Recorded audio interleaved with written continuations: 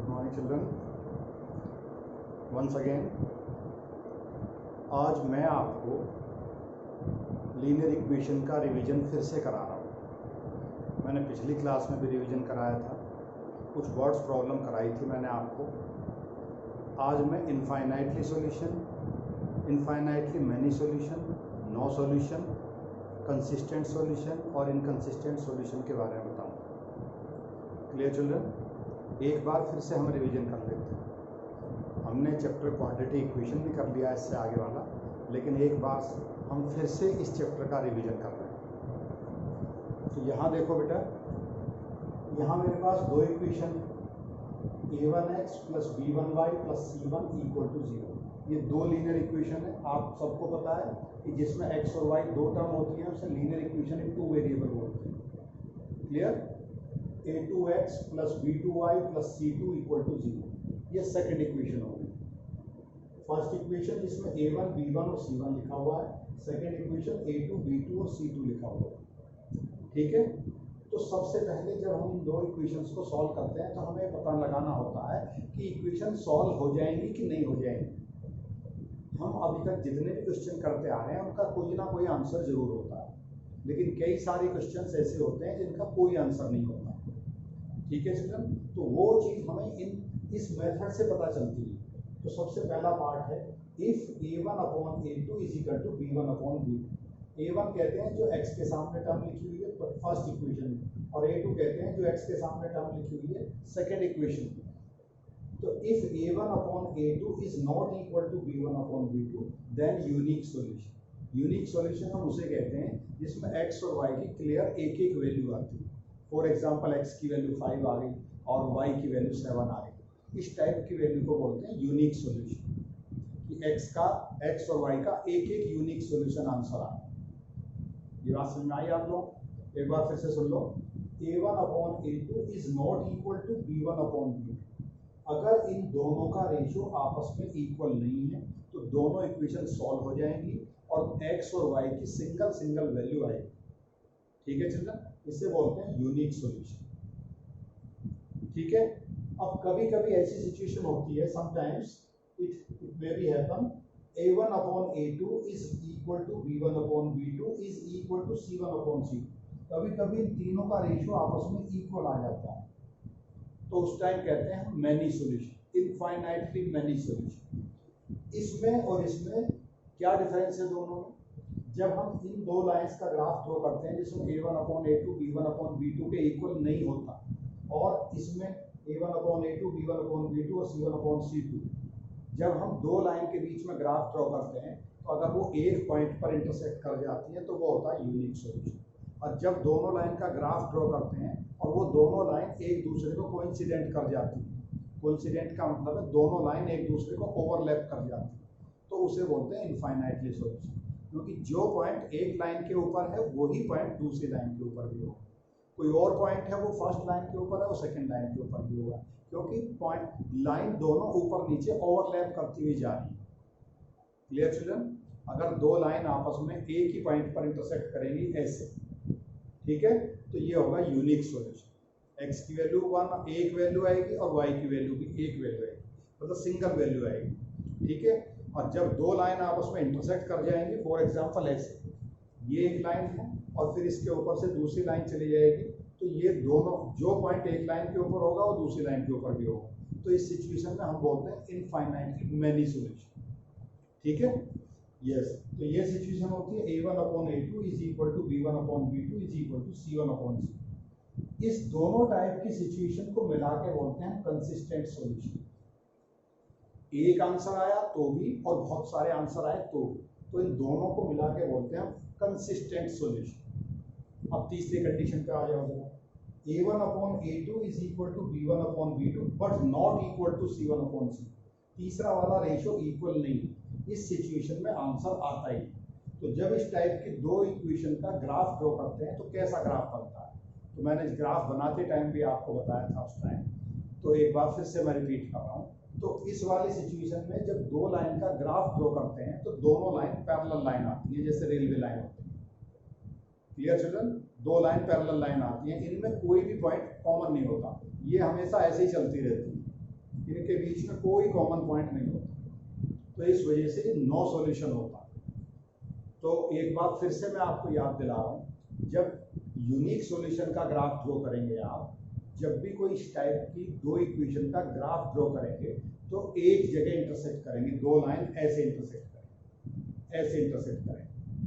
और जब infinitely many solution का ग्राफ ड्रॉ करेंगे आप, तो दोनों लाइन एक दूसरे को ओवरलैप करेंगे, जिसे कोइंसिडेंट लाइन बोलते हैं, कोइंसाइडिंग लाइन भी बोलते हैं। दोनों लाइन एक दूसरे को ओवरलैप करेंगे। और जब इस टाइप की सिचुएशन का आप ग्राफ ड्रॉ करेंगे तो दोनों लाइन पैरेलल लाइंस होंगी, इस टाइप की लाइन, तो इनके बीच में कोई कॉमन पॉइंट नहीं होगा। जब कॉमन पॉइंट नहीं होगा तो नो सॉल्यूशन होगा। ठीक है चिल्ड्रन, तो इस केस में एक सॉल्यूशन, इस केस में बहुत सारे सॉल्यूशन, और इस केस में कोई सॉल्यूशन नहीं। ये जो नो सॉल्यूशन वाली सिचुएशन है, इसे बोलते हैं इनकंसिस्टेंट सॉल्यूशन। तो जब कंसिस्टेंसी और इनकंसिस्टेंसी की बात आएगी तो सिर्फ आपको ये दो पार्ट करने हैं। अगर a1/a2 is not equal to b1/b2 आ गया, या ये कंडीशन आ गई, तो आप कहेंगे कंसिस्टेंट सॉल्यूशन। और a1/a2 b1/b2 के इक्वल है, लेकिन c1/c2 के इक्वल नहीं है, तो अब आप कहेंगे नो सॉल्यूशन और इनकंसिस्टेंट सॉल्यूशन। ये बात आपकी समझ में आई? ठीक है, कई बार मैं रिपीट कर चुका हूं इस बात को। जब आप बार बार देखेंगे वीडियो को तो आपको सारी बातें याद आ जाएंगी। Clear children? इसमें एक जगह इंटरसेक्ट होगा, इसमें दोनों लाइन ऊपर नीचे ओवरलैप करेंगी, इसमें दोनों लाइन पैरेलल लाइंस होंगी। ठीक है चिल्ड्रन, तो ये इनका ग्राफ से बताया। ग्राफ से कैसे पता लगाते हैं यूनिक सॉल्यूशन है, नो सॉल्यूशन है, मैनी सॉल्यूशन। और अगर ये कंडीशन लगाएंगे तो ये अलजेब्रे से पता लगाएंगे। अगर इस टाइप की सिचुएशन आती है, हम अलजेब्रा से बता सकते हैं कि ये किस टाइप की इक्वेशन होगी, किस टाइप का सॉल्यूशन होगा। Clear children? अब मैं 2-3 क्वेश्चन कराता हूँ, उससे आपको पता लगाना है कि कैसा कैसा हमें k की वैल्यू फाइंड करनी है। इन सारे क्वेश्चंस में k की वैल्यू फाइंड करनी है। Find the value of k if unique solution is given, find the value of k if infinitely solution is given, find the value of k if no solution is given. So I am taking one question, question number 17। मैं RS Agarwal की exercise 3D करा रहा हूँ। Exercise 3D book है हमारी RS Agarwal, और उसकी exercise है 3D। मेरे पास ये पुराने वाली बुक है, आप जिनके पास नए वाली बुक है तो वो उसमें से देख सकते हैं कि कौन सी वाली exercise.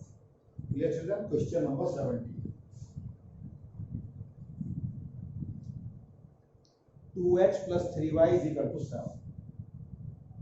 2x + 3y = 7। k - 1x + k + 2y, k - 1x + k + 2y = 3k। Children, ये a1 की वैल्यू है, ये a2 की वैल्यू, b1 की वैल्यू है, ये c1 की वैल्यू। ये 7 इधर भी हो सकता है, 3k को हम इधर भी लाके लिख सकते हैं। वहां मैंने लिखा है, इस साइड में लिखा हुआ है, तो हम यहाँ भी इसको यूज कर सकते हैं। एज इट इज ये साइन यहाँ भी यूज कर सकते हैं। हम उन दोनों को ऐसे भी लिख सकते हैं, = c1 = c। इस टाइप से भी हम इसको लिख सकते हैं। Clear children? तो ये जो ये वैल्यू होती है ना, c1 और c2 बोलते हैं। विद साइन लेना होता है, उस साइड में हो तो भी विद साइन लेना होता है, इस साइड में हो तो भी विद साइन लेना होता है। Okay children? सो a1/a2 क्या बन गया हमारा? ये a1 की वैल्यू है, ये a2 की वैल्यू है, 2/k - 1। और b1/b2 क्या है? b1/b2 3/k + 2। ये a1/a2 की वैल्यू, ये b1/b2। और c1/c2 क्या बना? 7/3k। ये तीनों रेशियो हमने फाइंड कर लिए। अब हम ये देखते हैं कि इन तीनों में से कौन सी कंडीशन गिवन है, उस कंडीशन के अकॉर्डिंग हम आंसर फाइंड करेंगे। So given that system of linear equation has infinitely number of solution, many solution, infinite solution.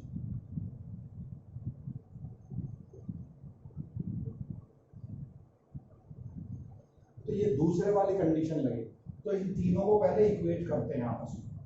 a1/a2 = b1/b2 = c1/c2। अब इन सब की वैल्यू पुट करो। 2 upon k minus 1, 3 upon k plus 2, 7 upon 3k। Children, अब यहां से value हमें compare करनी, इन दोनों से क्रॉस मल्टीप्लाई करो, इन दोनों से कोई से भी दो हम ले सकते हैं, इन दोनों से क्रॉस मल्टीप्लाई करो। 2k plus 4 is equal to 3k minus 3। ठीक है, तो 3k इधर आ गया, 4 उधर चला गया, तो 2k minus 3k is equal to minus 4 minus 3। तो 2k माइनस 3k ये हो गया माइनस k और ये हो गया माइनस 7। तो k की वैल्यू 7 होनी चाहिए। एक और भी कंडीशन बनती है, इन दोनों को कंपेयर कर लें या इन दोनों को कंपेयर कर लें। ठीक है, तो मैं इन दोनों को कंपेयर कर लेता हूं, इन दोनों को कंपेयर कर लेता हूं। तो 2 अपॉन इन दोनों का क्रॉस मल्टीप्लाई कर दिया मैंने, 3k into 2k 6k is equal to 7k minus 7, 7k minus 7। तो 7k को इधर लाओ, 6k minus 7k is equal to minus 7। Clear children? तो ये हो गया minus k is equal to minus 7। तो k इज इक्वल टू 7, यहां से भी k की वैल्यू 7 है। Clear children? तो फॉर इनफाइनाइटली सॉल्यूशन, इस क्वेश्चन में k की वैल्यू अगर 7 होगी तो क्वेश्चन का आंसर इनफाइनाइटली सॉल्यूशन होगा। तो k इज इक्वल टू 7, हमने दो कंडीशन से निकाली, पहली और दूसरी को कंपेयर किया, फर्स्ट और सेकंड को कंपेयर किया, फिर फर्स्ट और थर्ड को कंपेयर किया।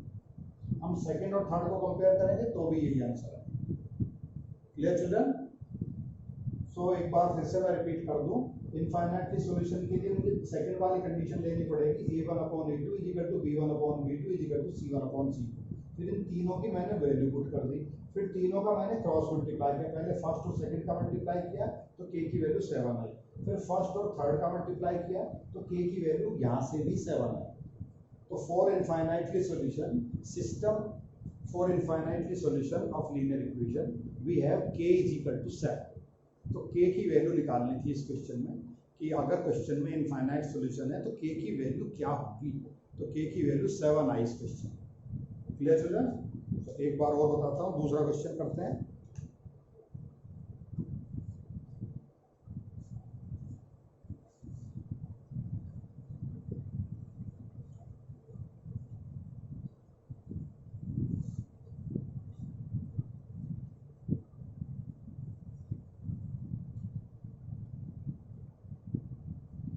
Question number 19, kx plus 3y is equal to 2k plus 1।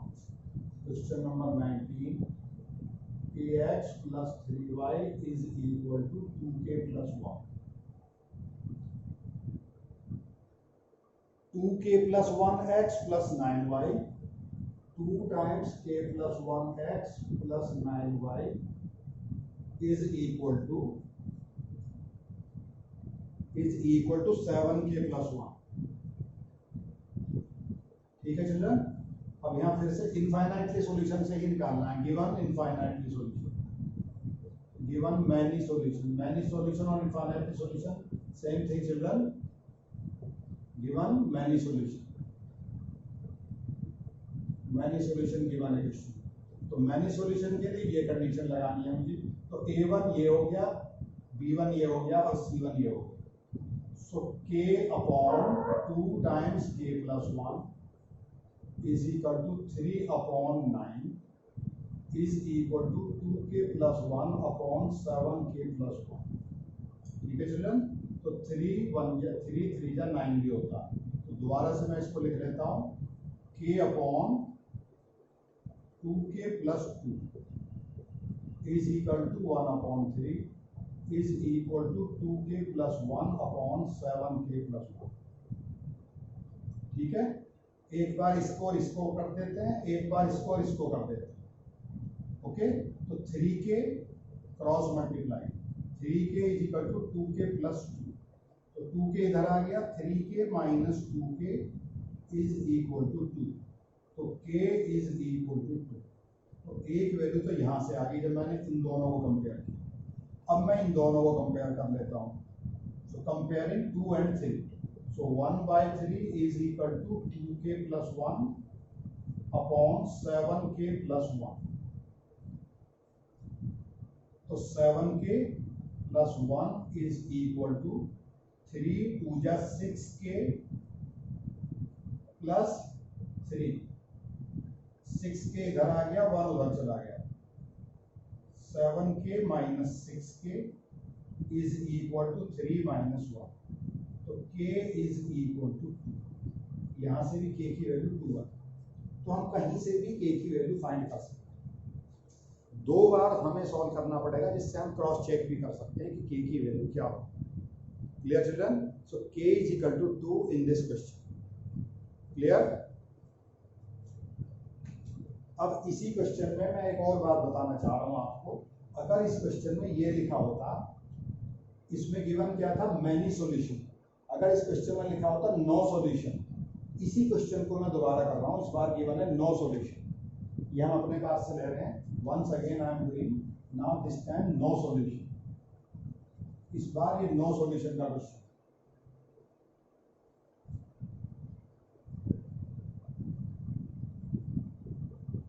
Given no solution.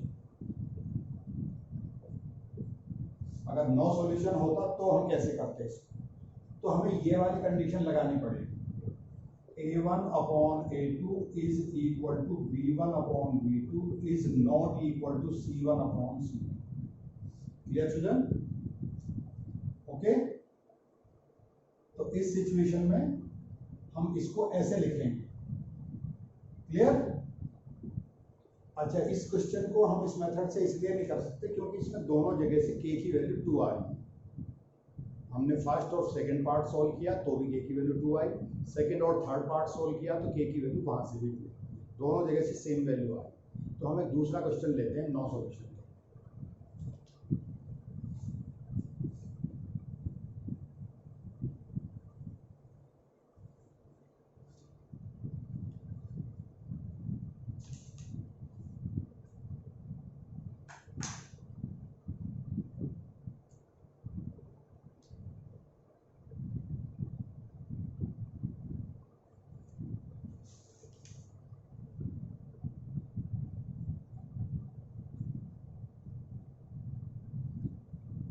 3x minus 5y.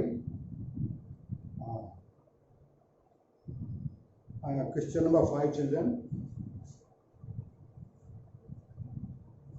kx plus 2y is equal to 5.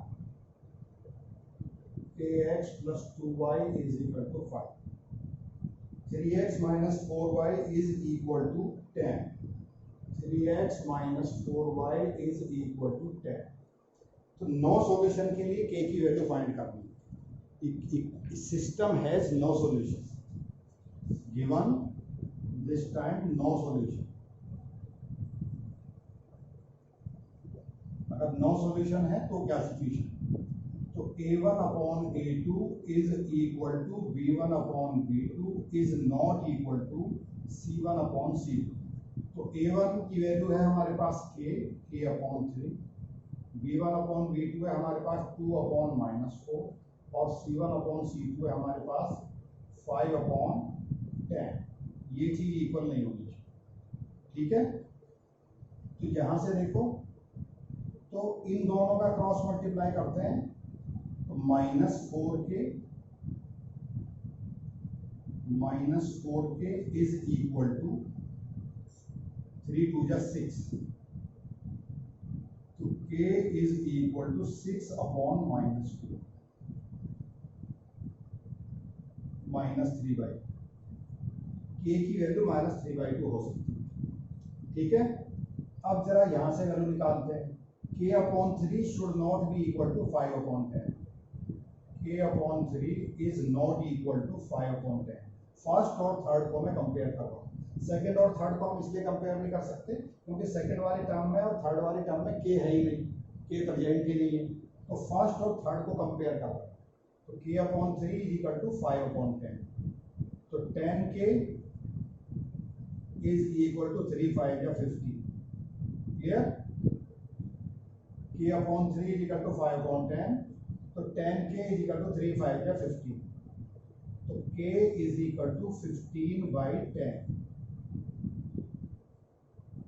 तो k इज इक्वल टू 5 3 या 15 and this is 3/10। ठीक है, इस situation में हमें क्या पता पड़ा, k की वैल्यू -3/2 तो हो सकती है, लेकिन k की वैल्यू +3/2 नहीं होनी चाहिए। यहां देखो, इसमें दो वैल्यू आई है k की, हमें दोनों बतानी पड़ेगी। नो सॉल्यूशन के लिए k की वैल्यू -3/2 तो हो सकती है, k इज इक्वल टू -3/2, लेकिन k इज इक्वल टू +3/2 नहीं होना चाहिए। फिर से एक बार बता देता हूँ, चलिए मैं एक बार फिर से क्वेश्चन चेक कर लेता हूँ। kx + 2y = 5 and 3x - 4y = 10। So once again I am telling you, so ये दो इक्वेशन थी, नो सॉल्यूशन गिवन था, नो सॉल्यूशन की कंडीशन ये है, a1/a2 = b1/b2 is not equal to c1/c2। ठीक है चिल्ड्रन, इन सब की वैल्यू पुट कर दी हमने, मैंने फर्स्ट और सेकंड से वैल्यू फाइंड करी पहले। ठीक है, फर्स्ट और सेकंड से वैल्यू फाइंड करी, क्रॉस मल्टीप्लाई किया, तो ये आया -4k = 6, तो k की वैल्यू आई 6/-4, तो ये होगा -3/2, तो k = -3/2। फिर मैंने फर्स्ट और थर्ड को कंपेयर किया, उसमें नॉट इक्वल टू का साइन लगाना होता है, तो k/3 = 5/10, तो 3 5 या 15 एंड 10k, ये 10k हो गया, 10 से डिवाइड कर दिया, 15/10 ये आ गया 3/2। तो इन दोनों सिचुएशन से क्या पता पड़ा कि k की वैल्यू -3/2 तो हो सकती है, लेकिन k की वैल्यू +3/2 नहीं होनी चाहिए। तो नो सॉल्यूशन में दो वैल्यू आएंगी हमेशा, कि k की वैल्यू -3/2 तो हो सकती है, लेकिन k की वैल्यू +3/2 नहीं हो सकती। Clear children? Take one more question.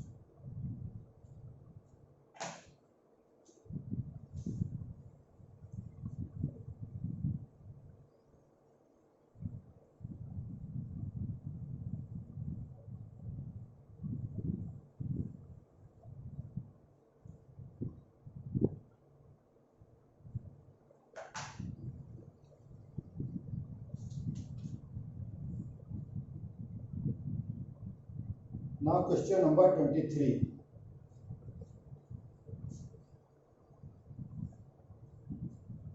a - 1x + 3y = 2. a - 1x + 3y = 2. 6x + 1 - 2b = 6। ठीक है चिल्ड्रन, तो इसमें हमें बताना है find the value of a and b, system has many solution. Given that system has many solution, given that what is given, system has many solution. Many solution और infinitely many solution एक ही बात है।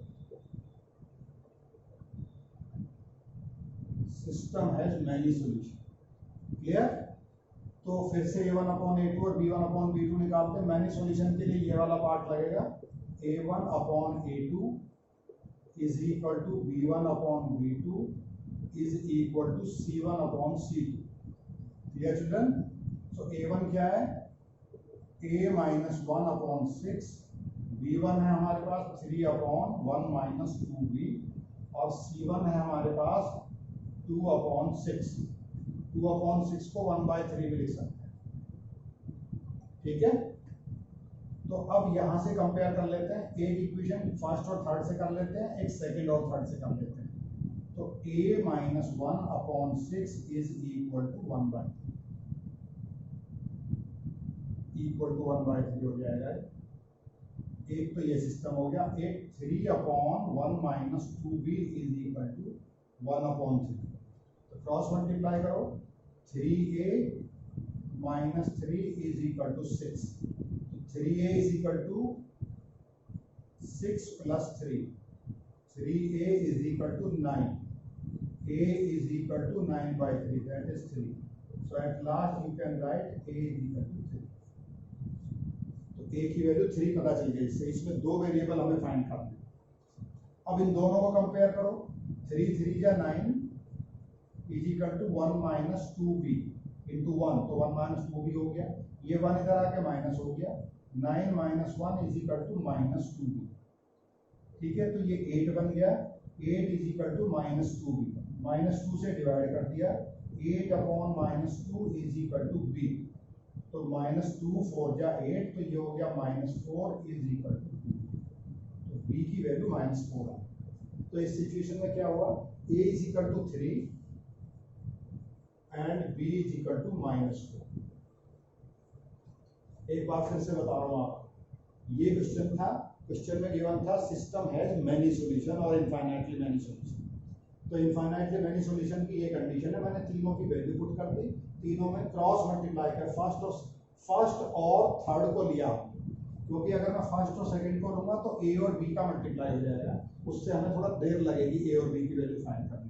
तो पहले मैंने first और third का cross multiply, हम कोई सा भी ले सकते हैं, तीनों में से कोई से का भी क्रॉस मल्टीप्लाई पहले ले सकते हैं। तो दिस इनटू दिस, और दिस इक्वल टू दिस, तो एक part and second part this equal to this, that is second part. So from first part 3a minus 3 is equal to 6, 3a is equal to 9 and a is equal to 9 by 3, that is equal to 3. So a is equal to 3. Similarly, we can compare second part and third part. So 3 upon 1 minus 2b is equal to 1 upon 3, 9 is equal to 1 minus 2b, 8 is equal to minus 2b, 8 upon minus 2 is equal to b, and b is equal to minus 4. Clear, children? So these were the two values of a and b. Okay? एक question मैं आपको और कराता हूं।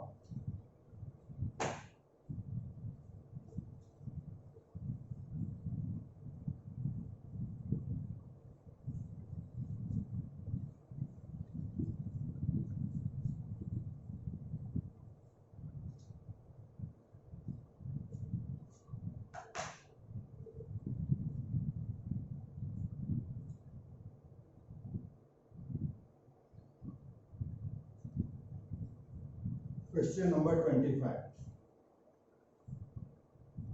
2 minus 3y, 2x minus 3y is equal to 7.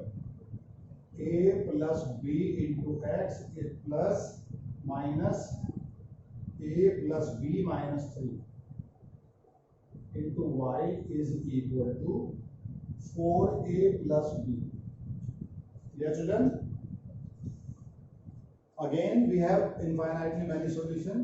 So 2 upon a plus b is equal to minus 3 upon minus a plus b minus 3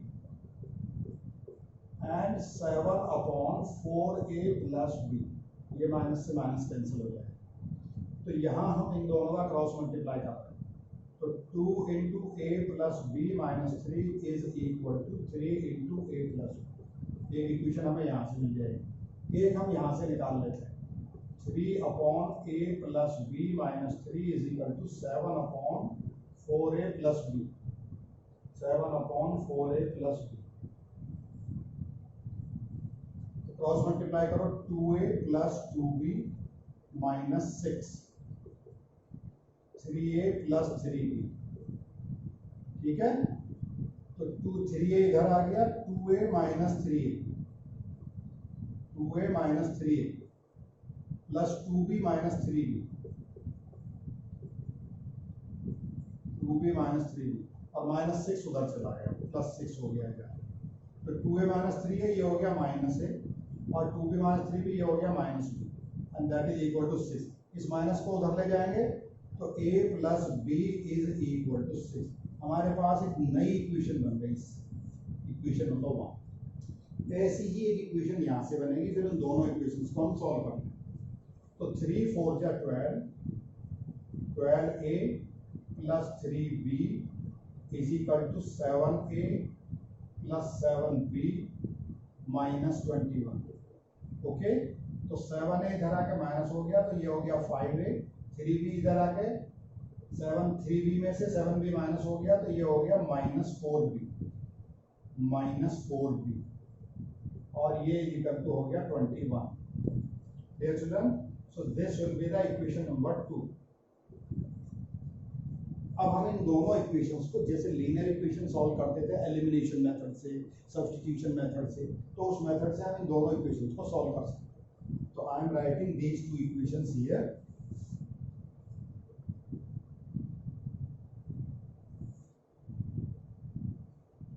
तो यहां से equation number 1 से b की वैल्यू निकाल ली मैंने. यहां से b की वैल्यू देखो क्या है, b is equal to 6 minus a.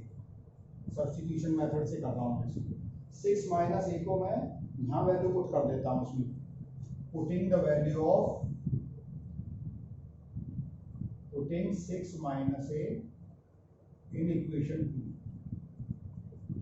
तो यहाँ हो गया 5a minus 4 into 6 minus a is equal to minus 21. तो 5a minus 4 6 या 24 plus 4a is equal to minus 21. तो 5a plus 4a that is 9a minus 24 उधर चला गया. 9a is equal to 24 minus 21. तो 9a is equal to 3. So a is equal to 3/9.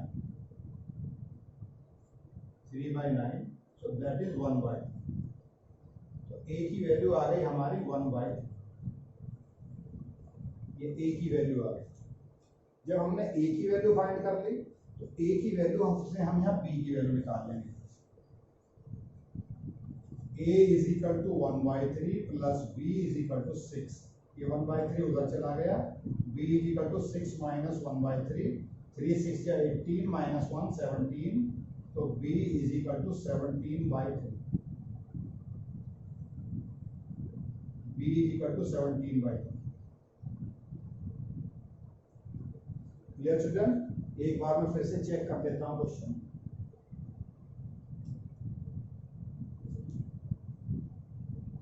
2x minus 3y is equal to 7. A plus bx minus a plus b minus 3. Y is equal to 4a plus b. Yes, children, question is correct. So 2 upon a plus b minus 3 upon minus a plus b minus 3. 7 upon 4a plus b. Cross multiplying 2a plus 2b minus 2 3 या minus 6. 3a plus 3b. Yes. तो 2a minus 3a बन गया minus a और 3b minus 2b ये बन गया minus b. और ये 6 उधर जाकर प्लस हो गया.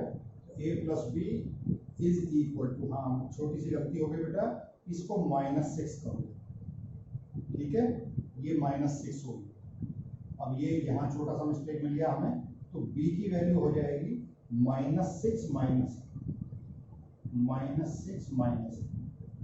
तो -6 माइनस ए पुट करेंगे.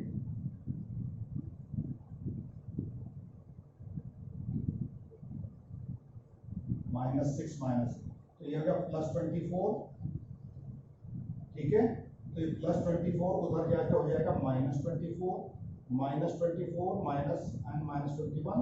तो ये हो गया -45. चिल्ड्रन इसे पूरा ठीक करो. तो a की वैल्यू हो गई -45 अपॉन 9. तो 9 5 या 45. तो a इज इक्वल टू -5. तो चिल्ड्रन इसको भी करेक्ट कर लेते हैं. अब b की वैल्यू भी फाइंड कर लेंगे हम. a की वैल्यू -5 यहां पुट करो. -5 plus b is equal to -6. तो b is equal to -6 plus 5. तो b is equal to -4. So that was the correct answer. A is equal to -5 and B is equal to -1. Clear children? तो मैंने एक बार फिर से आपको infinitely solution, many solution, no solution के बारे में एक बार फिर से रिवाइज करा दिया. अब आप लोग भी कुछ क्वेश्चन करें, कुछ क्वेश्चन RS अग्रवाल से करें. अगर आपके पास कोई और बुक है तो उस बुक से ही क्वेश्चन करें. Clear children? Thank you and have a nice day.